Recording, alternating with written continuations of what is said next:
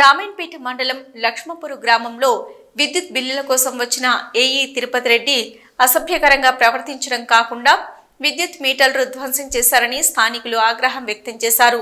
శుక్రవారం విద్యుత్ కార్యాలయం వద్ద ఏఈని నిలదీశారు. మహిళలు అని చూడకుండా అసభ్యంగా మాట్లాడారని, బిల్లుల కోసం వచ్చిన వారు నోటీస్ ఇవ్వకుండా ఇష్టం వచ్చినట్లుగా వ్యవహరించి మీటర్లు ధ్వంసం చేసిన ఏఈపై అధికారులు చర్యలు తీసుకోవాలని గ్రామస్తులు డిమాండ్ చేశారు. ఈ సందర్భంగా ఏఈ తిరుపతి రెడ్డితో వాగ్వాదానికి దిగారు. భర్తలు లేని సమయంలో వచ్చి ఆడవారిని ఇబ్బంది పెట్టారని ఆగ్రహం వ్యక్తం చేశారు. జరిగింది.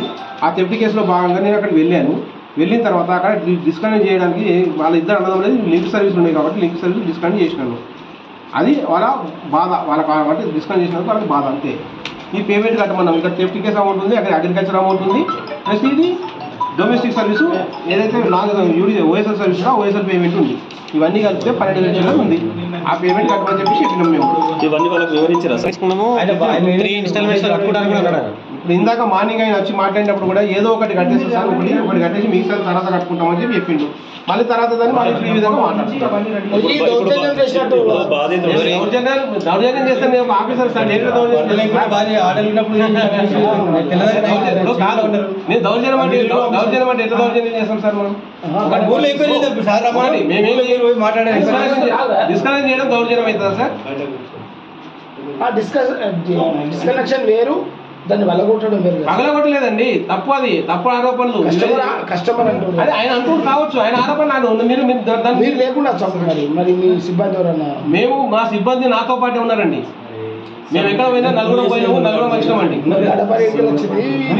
ఆయన అడగండి సార్, అది మీరు ఎంక్వైరీ చేసుకోండి సార్. అది మీరు మాత్రం సార్ ఒక బాధ్యత ఆఫీసర్ గా నేను తప్పుడు మాట్లాడు తప్పుడు పని చేయం సార్. ఎందుకంటే ముఖ్యమంత్రి తమ్ముడు సార్ ఆరోపణలు మాట్లాడితే ముఖ్యమంత్రి తమ్ముడు తప్పు అండి. ప్రధానమంత్రి తమ్ముడే చెప్పిన ఊపుకుంటారండి సార్. ఇప్పుడు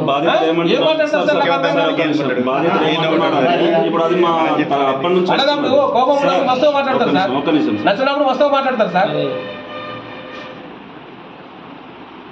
సరే, ఇప్పుడు బాధితుడు ఏమంటున్నారంటే ఈ కరెంట్ బిల్లు మాకు ఎలాంటి సంబంధం లేదు, అప్పటి నుంచి వచ్చిన సంబంధం కాదు, వాళ్ళ డాడీ సార్. ఇది వాళ్ళ డాడీకి సంబంధించింది. వాళ్ళకి సంబంధం లేదని ఎట్లా చెప్తారు సార్ చెప్పండి?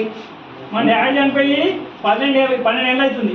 అప్పటి నుంచి యాక్షన్ తీసుకోలేదు సార్. అప్పటి నుంచి యాక్షన్ తీసుకోలేదు. అప్పుడు ఉన్న ఆఫీసర్లు మాకు ఇప్పుడు ప్రెజర్ వచ్చింది. ప్రెజర్ వచ్చినాక మేము ఫీల్డ్లోకి వెళ్తున్నాము. మేము యాక్షన్ టేకప్ ఆపరేషన్ చేస్తున్నాం.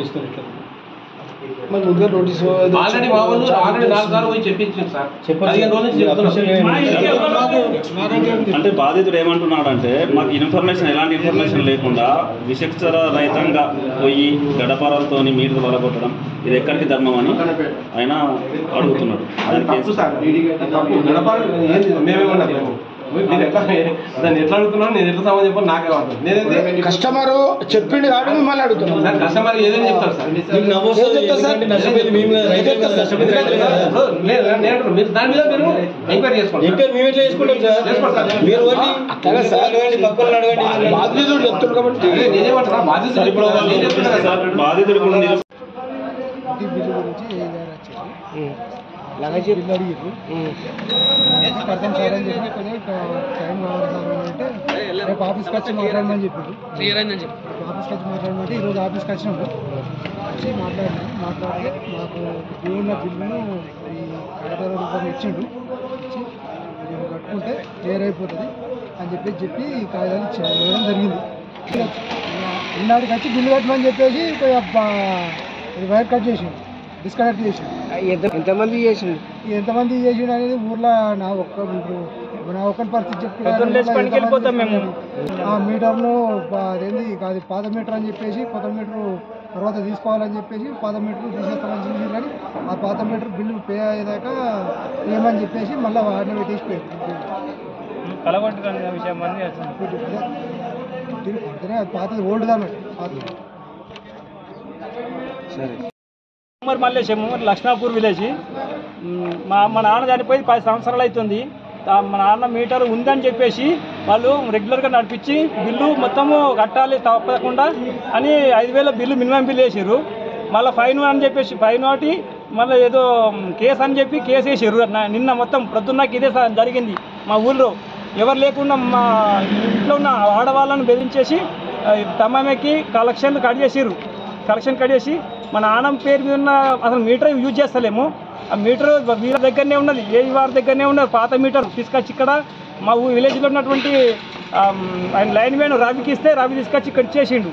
తీసుకొచ్చి ఇచ్చి మళ్ళీ మీటర్ తీసుకొస్తే నీ కలెక్షన్ మీ అన్న కలెక్షన్ ఇస్తా, లేకపోతే ఇవ్వను. మళ్ళీ ఇంకోటి నిన్న నైట్ మా పిల్లలు ఎంత ఇబ్బంది పడరో నాకు తెలుసు. కమ్మటిపల్లిలో చదువుతారు మా ఇద్దరు పిల్లలు. నైట్ దీపంలో క్యాండిల్స్ వెలిగించి వాళ్ళకు ఎగ్జామ్స్ ఉండే చదువుకొని బిడ్డ ఏడవకూర అని చెప్పేసి నేను సంతాయించిన. అయినా ఇక్కడికి వచ్చినా కానీ సాల్వ్ కాలేదు నాది పని. ఎందు గురించి అంటే ఇంత అమౌంట్ కడితే నీకు కలెక్షన్ ఇస్తా, లేకపోతే ఇయ్యాలని అంటున్నాడు. ఎందు గురించి ఆయనకు ఉన్నది నీకు పదాధికారి ఎవరన్నా అన్నా కానీ ఆయన ఏది తీసుకొని సాగట్లేదు. నాకు సాల్వ్ చేయాలని నేను మీ మీడియా మిత్రుల ద్వారా కోరుతున్నా. ఇది జరిగింది సార్.